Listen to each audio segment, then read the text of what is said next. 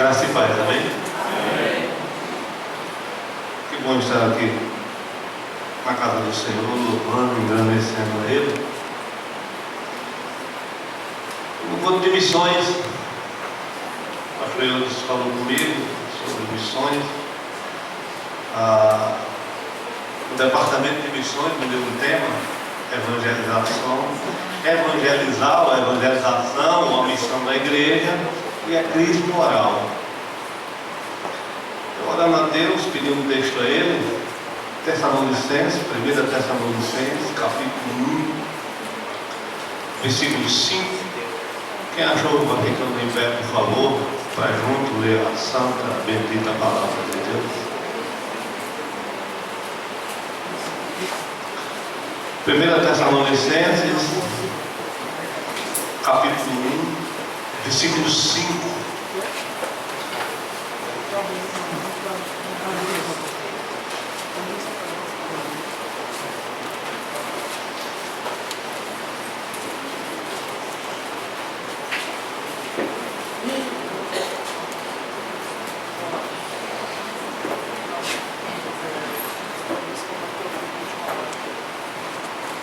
Todos acharam?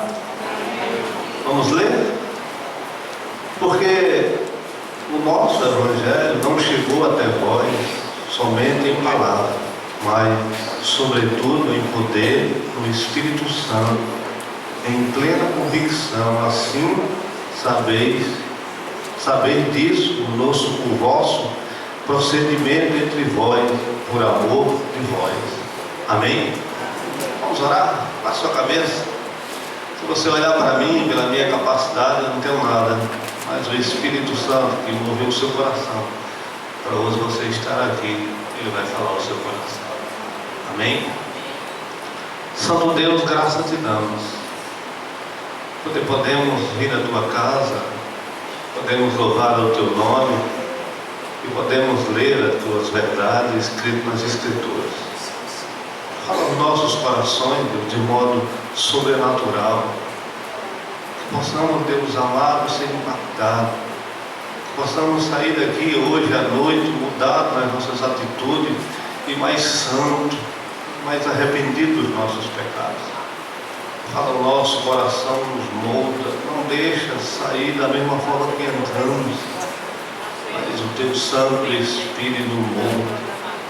Teu Santo Espírito a cada dia nos constrange a ser santo, como o Senhor é santo. Santo Deus, graças te dou por tudo. Nos abençoa, fala aos nossos corações, em nome de Jesus. Amém. E poder sentar. Pregar hoje, pastor Jesus, é um desafio. Na sua presença, na presença dos pastores. Tem uma caminhada muito longa. Eu começando agora, mas pelo Senhor me escolheu hoje à noite para pregar a palavra. O tema que me deu foi missões ou evangelização e crise moral. Quando eu comecei a estudar e ver o que é crise moral, hoje, quando você começa a estudar um pouco sobre crise moral, ou sobre o que está ocorrendo no mundo, o que era certo virou errado. O que era louvável, hoje é criticado. O que era errado, hoje as pessoas estão aplaudindo. A sociedade nos empurra para o canto. A sociedade não quer que a igreja aceite certas coisas. Aquilo que Deus diz não, aquilo que Deus aborrece. A mídia, a elite, os formadores de opiniões, a cada dia nos empurra certas imoralidades. E eu comecei a pensar nisso e comecei a querer entender a nossa missão, a nossa evangelização, o nosso compromisso como igreja do Senhor. E eu fiquei me perguntando, onde está a igreja nessa crise? Porque eu não sei se você se lembra, eu e você como igreja do Senhor, nós temos a palavra de Deus em nossas mãos. A palavra de Deus é as verdades de Deus. E quando a gente começa a ir, e quando a gente começa a vir para a igreja com a Bíblia, livre e aberto, a sociedade entende que nós temos contato com Deus, nós somos luz e sal da terra. Eu e você agora é representante de Deus na terra. Quando a igreja se reúne, ela expressa o reino de Deus instalado na terra. Veja a nossa responsabilidade. Em meio a essa crise, como a igreja está se comportando diante da sociedade, diante dos formadores de opinião? Eu não sei se vocês se lembram a ordem que Jesus deixou para as nossas vidas, de pregar o evangelho a toda criatura. Eu não sei se você se lembra que a igreja, quando ela sai para evangelizar, ela expressa o amor de Deus na vida das pessoas. E é interessante que isso devia impulsionar a igreja, isso devia empurrar a igreja no meio da crise, da imoralidade, do homossexualismo, da corrupção. E a gente ia as pessoas se mostrar como luz e sal da terra. As pessoas olharam, não tem saída. Quando elas olhavam para a igreja, eles diziam: ali tem saída.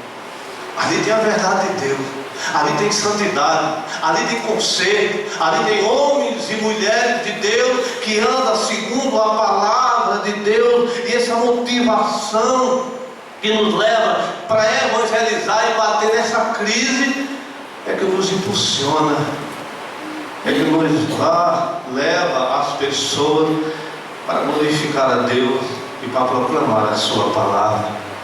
E é interessante, meus amados irmãos, quando a gente começa a caminhar e ver algumas coisas, ou algumas das igrejas, a crise moral está batendo na porta da igreja, querendo empurrar a igreja.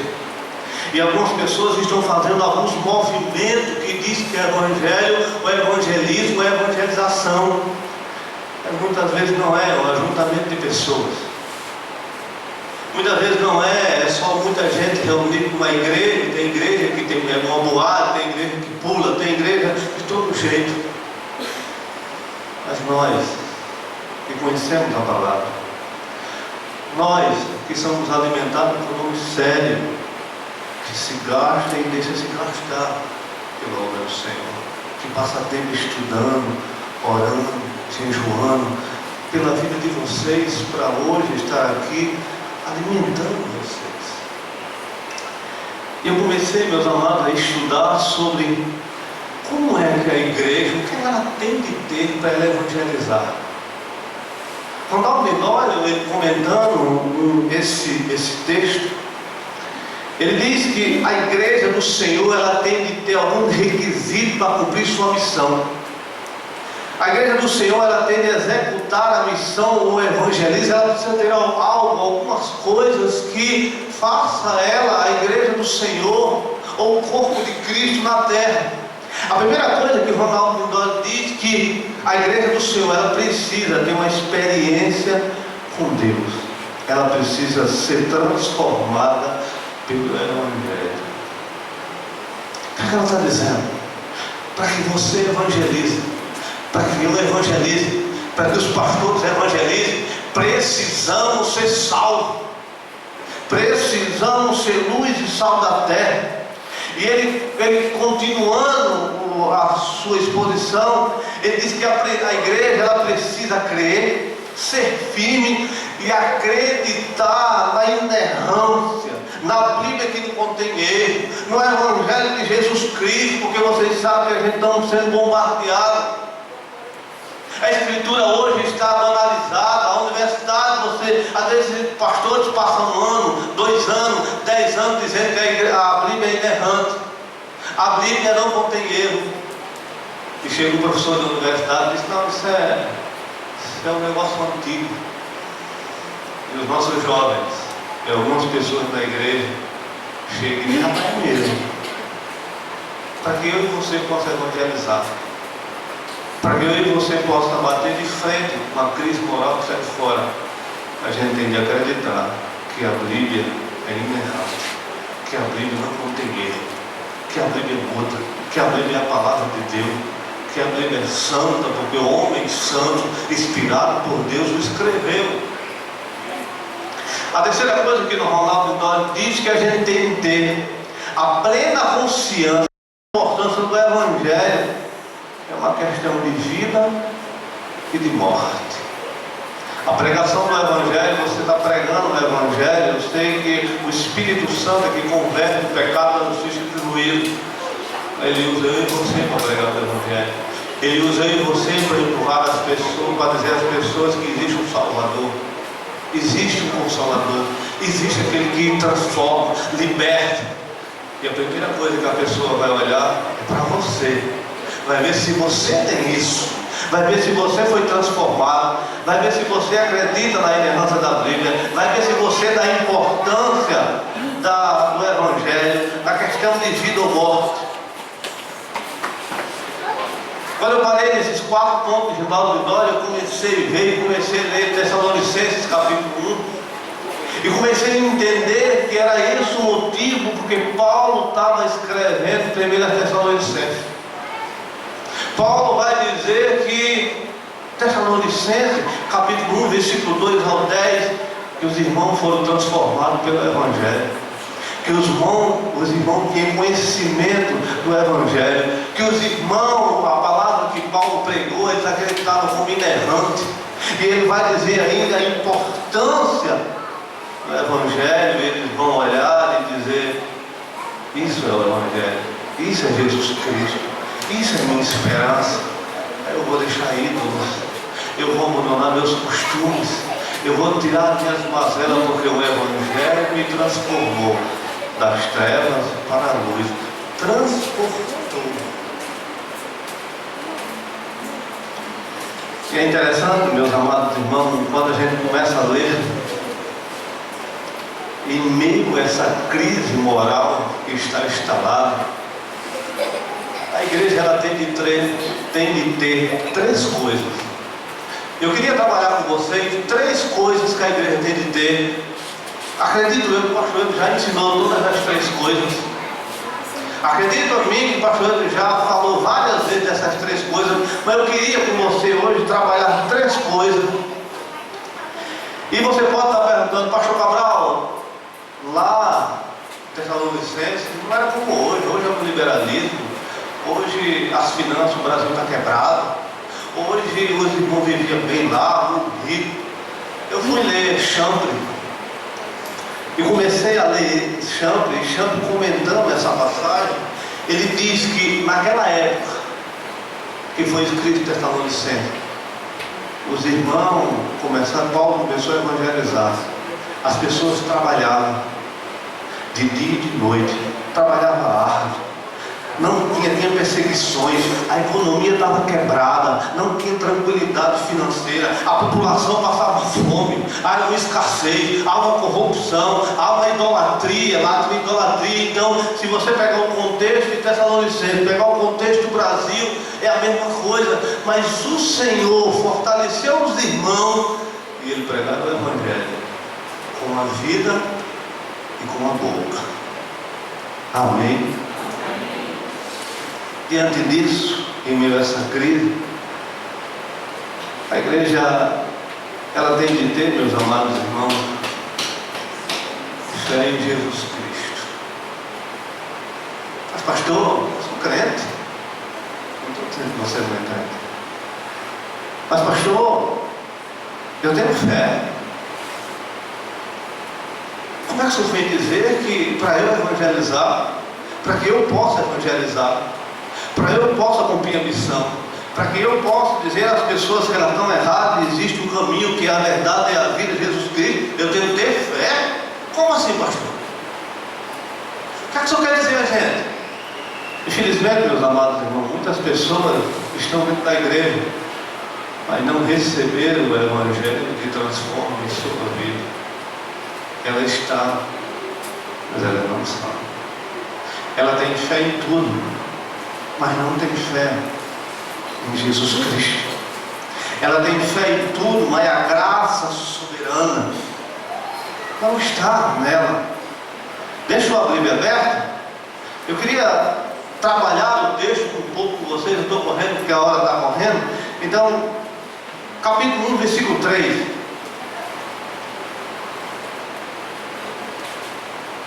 Recordamos diante do vosso Deus e Pai Paulo vai dizer que a fé, a nossa fé, ela operou. E eu estou parafraseando o texto. Depois que ela operou, ela deixou os irmãos firmes. E essa firmeza gerou esperança. E essa esperança gerou fé em Jesus Cristo. Paulo está dizendo aqui que o primeiro motivo, a ação da graça, a soberania. Paulo começa a lembrar os irmãos de Tessalonicenses, a fé dele era firme, ele tinha amor, ele tinha esperança. Pastor, o que é isso? É uma ordem lógica que Paulo começa a dizer: a fé de vocês está no passado, está na cruz, está no túmulo vazio. A segunda coisa que Paulo diz é a fé de vocês gerou em vocês amor do irmão um pelo outro, de pegar na mão, de poder ajudar, de ir lá orar por ele, de abençoar ele, não ser um crítico, mas ser uma pessoa que abençoa o que ele está passando, amor um com o outro. E Paulo diz outra coisa: a esperança. Paulo diz que a fé de Tessalonicenses gerou neles esperança que Jesus Cristo vinha buscar ele naquele tempo e naquela hora. Porque a fé deles era o quê? Era firme, passando perseguições,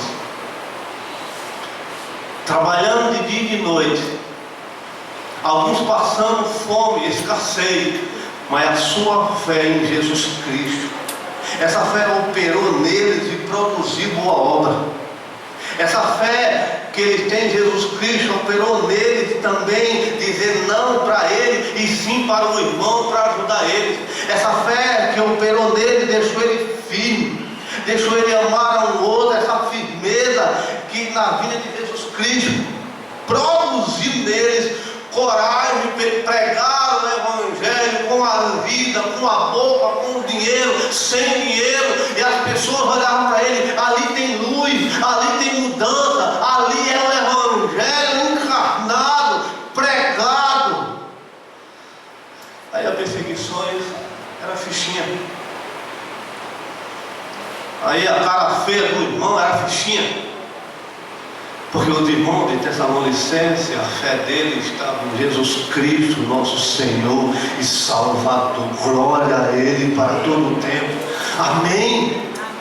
Não tinha besteira, não tinha crise, não assustava, não se agoniava. Se tinha comida, amém, Jesus Cristo é meu Salvador, vem me buscar. Se não tinha comida, amém. Se estava doente, amém. Se não estava, amém. Vinha, subia para a casa do Senhor, alegre, louvando e glorificando a Deus. Tinha em Tessalonicenses, quando Paulo diz as fés deles são firmes, tinham que ter amor, tinha perdão de um pelo outro, e tinha a consciência que Deus estava com ele. Ele estava passando um tempo aqui, Jesus ia levar ele para o céu. Amém? Aí eu e você consegue dizer às pessoas: ei, você está errado, vem para cá que tem um Salvador. Olha para mim, olha para a minha família, olha para o meu negócio, olha para a minha fé, que é firme e constante e produz o quê?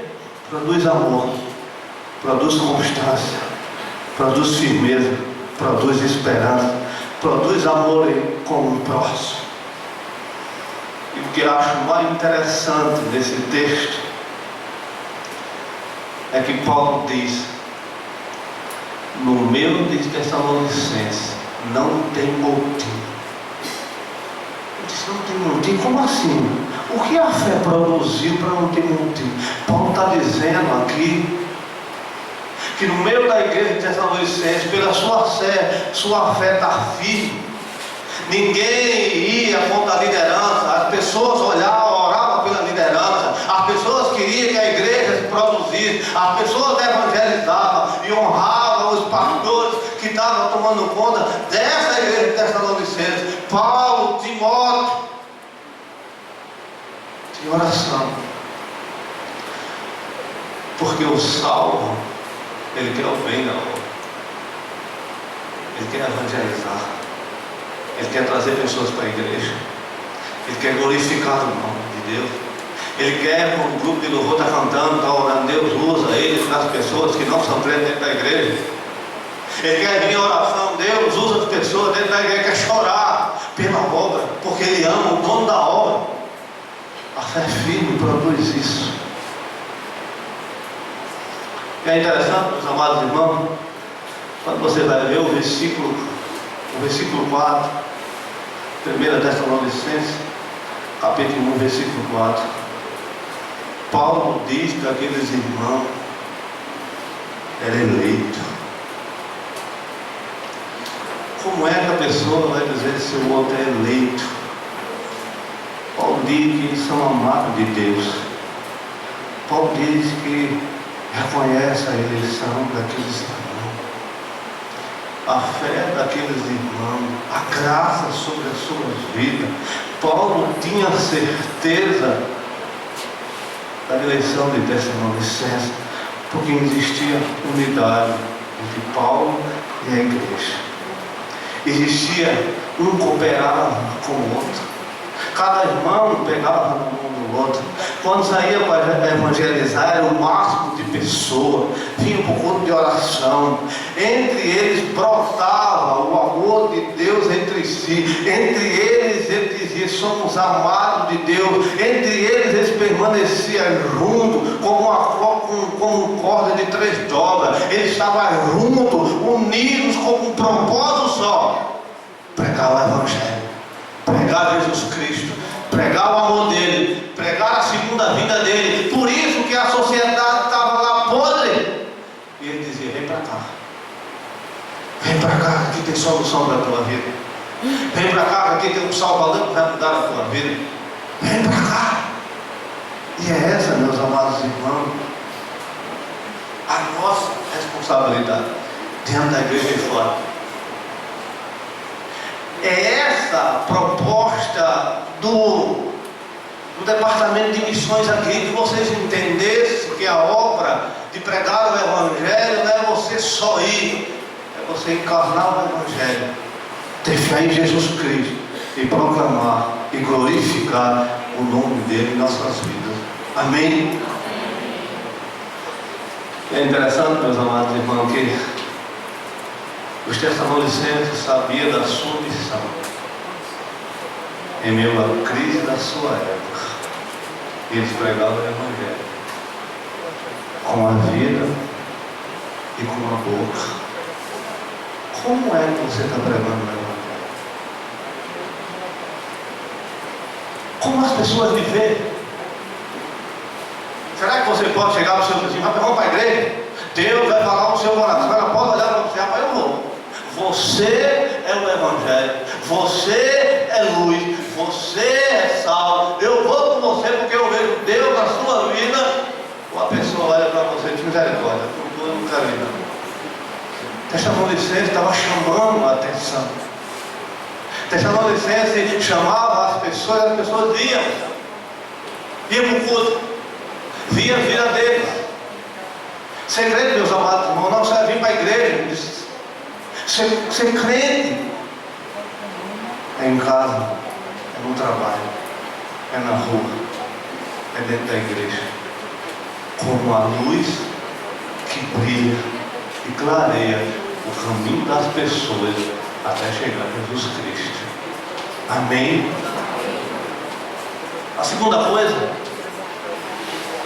que eu queria falar: a igreja ela tem de ter testemunho sobre Jesus Cristo.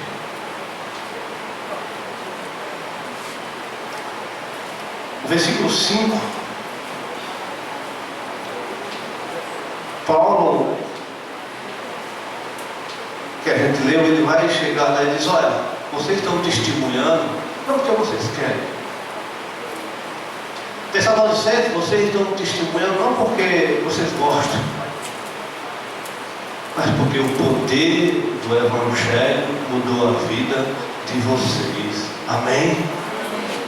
Então, se você não consegue testemunhar, nem para a sua família, nem para o seu vizinho, e você não consegue pregar o Evangelho, você tem que ver o que você é. Você está ou você é? Você é sal ou você está no meio do sal?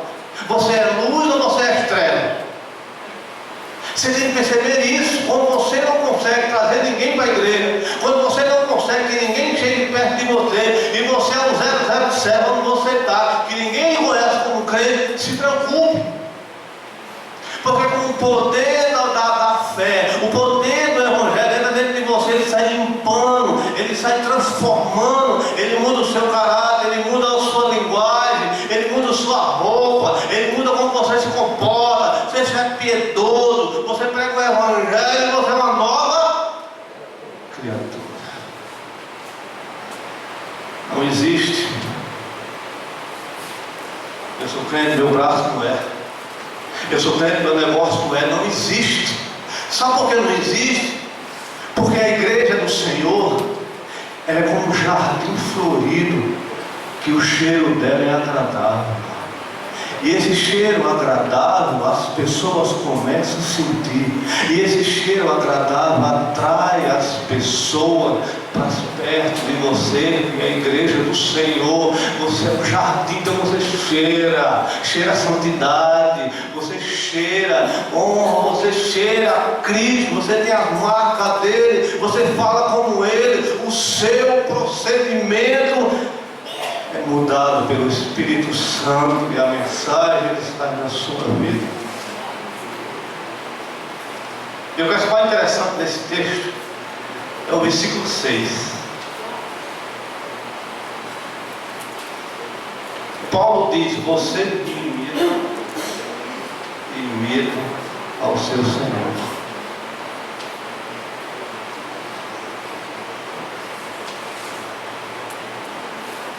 Versículo 6 do capítulo 1: com efeito, tornar-se imitadores do Senhor, e temos recebido a palavra, pois em meio de tribulações, com alegria o Espírito Santo. Paulo diz que os irmãos de Tessalonicenses estavam imitando a Paulo e imitando o Senhor. Você sabe o que quer dizer isso? O Evangelho entra, você muda como crente, e quando você começa a trilhar um trilho como Paulo e como Jesus fez, negando a si mesmo, e a cada dia Cristo crescendo na sua vida, e a cada dia você passo a passo vai em santidade. As tribulações chegam, mas não consegue parar você. As verdades, a alegria do Espírito Santo é seu combustível. As tribulações não lhe impedem, e você começa a crescer, e você começa a tomar forma. Deus começa a glorificar o nome dele, e você começa a se mostrar como exemplo, e chamando a sociedade toda: me imita, porque eu imito a Paulo, me imita, porque eu imito ao Senhor. Você pode dizer isso se você for evangelizar uma pessoa? Me segue, porque eu sigo a Cristo. Olha para mim, que tu vai ver a semelhança com ele. Vem. Você pode dizer isso? Você pode evangelizar nesse contexto de crise? Você pode dizer isso? Você pode dizer: eu sou o padrão, olha para mim que eu sou o padrão, olha para mim. E quando você começa a ler o texto, meus amados irmãos, na Macedônia, na Acácia, em todo o Mediterrâneo, em toda a parte onde se conhecia falar da igreja de Tessalonicenses, ele se parecia com Cristo. Ele dava exemplo de Cristo, ele perseverava em Cristo, e as pessoas, quando Paulo passava para pregar, ele dizia: a gente já escutou, os irmãos de Tessalonicenses já falaram desse Jesus, e Paulo diz no texto: eu não precisei acrescentar nada, porque o testemunho deles falou mais do que tudo. Era como uma trombeta, era como um berrante, era como um carro de som que explodia, era como um trovão que zune. Então o testemunho daqueles irmãos tinha autoridade. Eles levavam na sua carne a mensagem da cruz, eles levavam na sua carne a notícia que Jesus ia voltar e levar o povo. Eu entendo, eu lendo e pesquisei que Priscila e Áquila talvez escutaram em Roma e em Corinto sobre esse evangelho. Você Você pode dizer, olha para mim. Você pode dizer, vem para cá, que eu tenho uma boa notícia. Você pode dizer, vem para cá, eu vou te mostrar um caminho que vai levar você para o céu. Olha para a minha vida. Olha como eu crio meus filhos.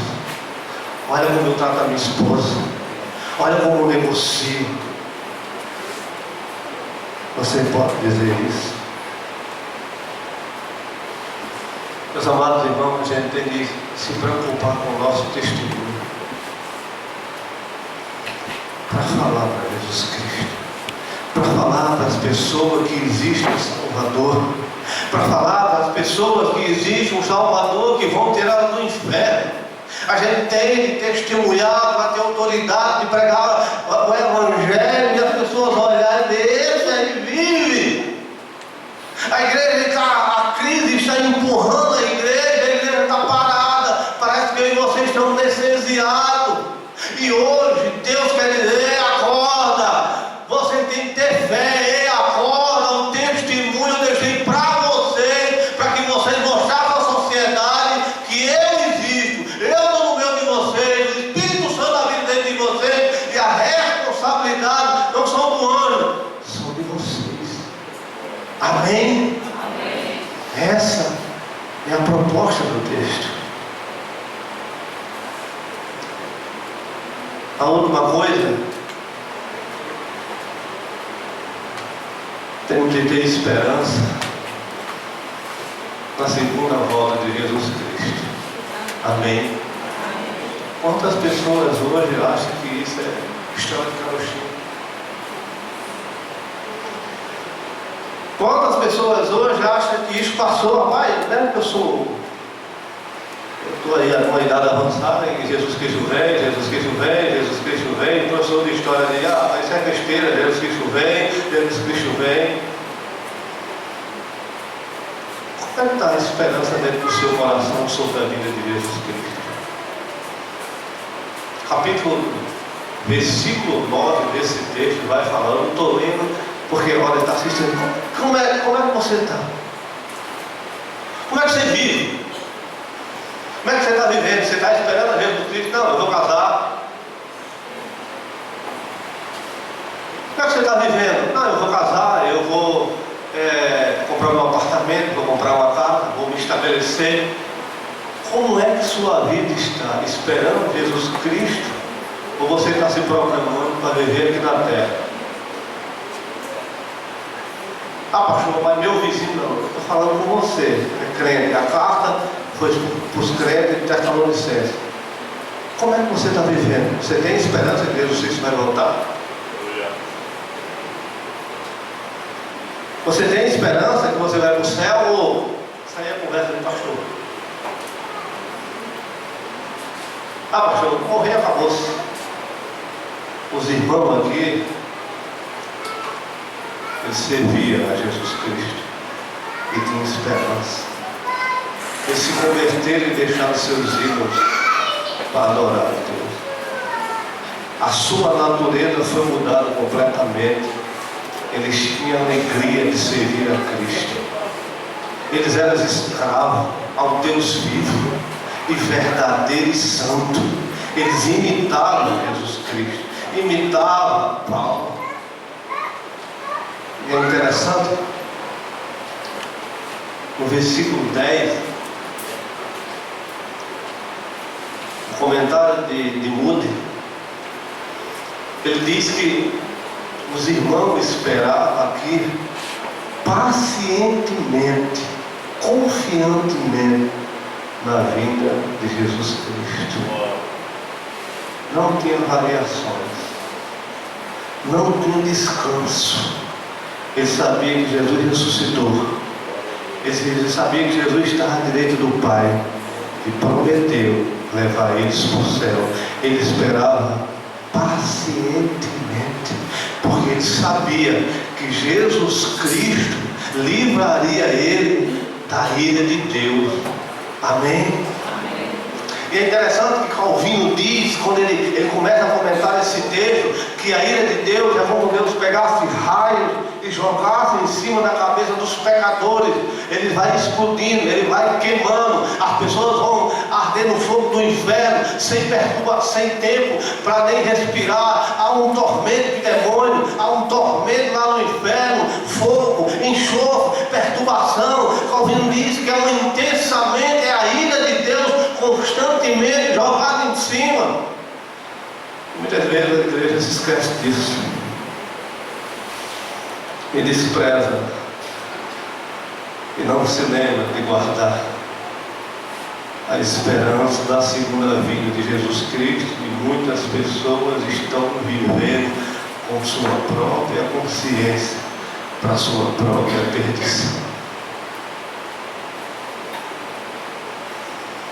Hoje pode tudo, mas a Bíblia tem regras, a Bíblia tem fé, a Bíblia diz não.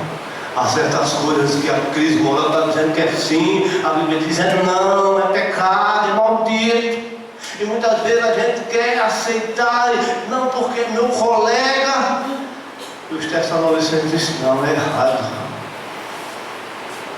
O meu santo, o Deus tão santo como é. Mesmo que venham as tribulações, mesmo que eu perca o emprego, mesmo que eu seja desprezado pela sociedade, mas a igreja tem que dizer: eu tenho de ser santo como o meu Redentor é santo.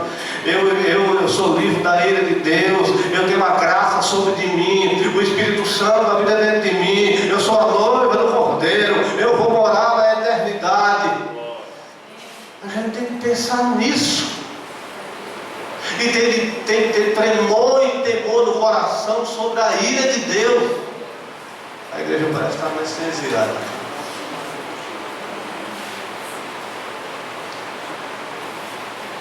Para encerrar, meu horário está dando. Vocês são muito abençoados nessa igreja. Você tem pregações sinceras, sem amassagear o ego de vocês, mas dizendo a verdade de Deus. Que vocês dêem valor nisso. Que a cada dia a fé de vocês aumente, e essa fé possa operar em vocês, para vocês deixarem seus ídolos, para você não ser preso à ganância, ao materialismo, ao consumismo, ao lucro, ao sucesso, à covardia, à traição, conversas torpes, mas que a fé opere em vocês santidade e vontade de pregar o Evangelho a tempo e a fora de tempo. Quando o pastor Samuel invocar a igreja para evangelizar, você diz: eu vou porque eu vivo o Evangelho. Me imita. É assim que você vai viver as pessoas. Quando você pregar o Evangelho, Deus vai lhe usar para as pessoas se renderem aos pés deles. Glória, honra e louvor a Deus por todas as coisas. Amém. Que nós, como igreja do Senhor, que somos nascidos de novo, que devemos imitar a Cristo, podemos exercer o papel do evangelista e pregar o Evangelho na sociedade podre, mas que eu e você temos a verdade de Deus, olhando a cada dia o retorno do nosso Senhor, com a esperança dele vir nos buscar e ele glorificar o nome dele em nossas vidas. Amém? Antes de encerrar, o grupo de louvor vai cantar um louvor, por favor, a gente combinou.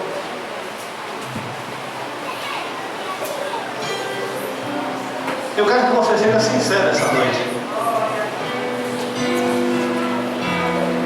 Pode ficar em pé, por favor?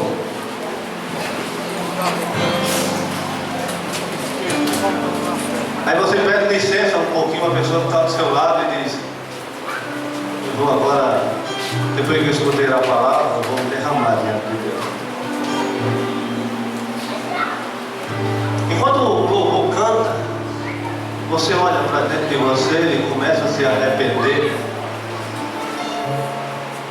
de Deus me usa na tua obra.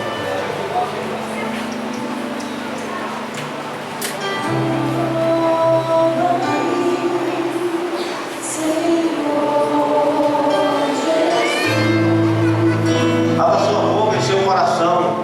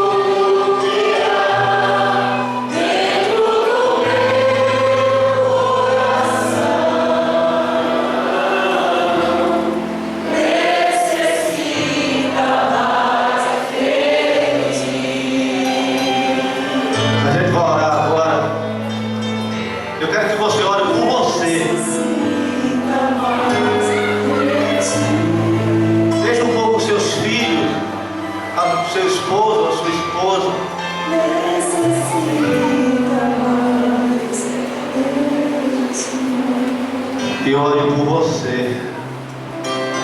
Peça mudança, peça transformação, peça fé, peça fé a Deus, peça para Ele encorajar, para você dar bom testemunho, para tirar todas as suas mazelas, peça para ter esperança, para acreditar que o nosso Senhor vem e vai nos levar para o céu. Santo Deus, graças te damos por essa noite, porque o Senhor é o Senhor da igreja ainda. O Senhor ainda alerta a igreja ainda e chama para ela ser santa, como tu és santo. O Senhor chama a igreja ainda para pelejar em favor do Evangelho e não negociar, não vender em suas vidas, ser como luz e sal da terra.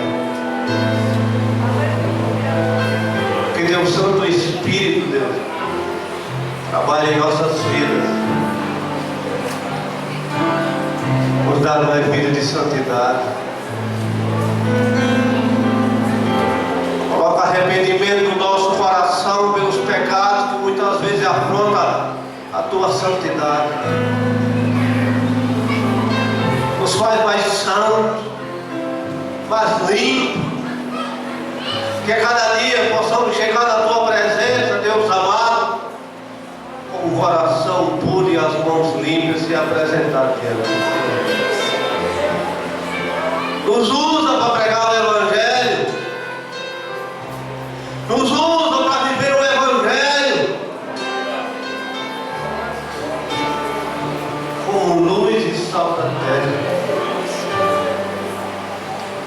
quem somos todos os dias. Povo de propriedade exclusiva teu, Deus amado. Nos abençoa e resplandece